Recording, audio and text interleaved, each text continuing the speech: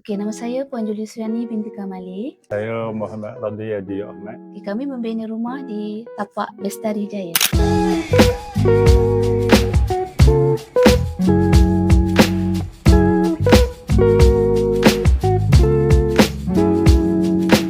Kami mengenali ZYQ Home melalui Instagram. Okey, sepanjang saya menjalani pengurusan dengan ZYQ ni, alhamdulillah tak ada masalah sebab saya rasa macam okeylah, semuanya best, perjalanannya lancar dan tim pun bagus. Cepat respon apa yang saya minta dan spek-spek yang saya minta pun semuanya nampak diberilah betul lah pada yang ditetapkan. Kualiti mutu pembinaan baik, kualiti. Kami sangat berpuas hati. Okay, alhamdulillah kami pun tak sangka sebab seperti dijangkakan pembinaannya selama 6 bulan tapi ZYQ dapat menyiapkan tak sampai pun 4 bulan dan keadaan yang okeylah, sangat menarik.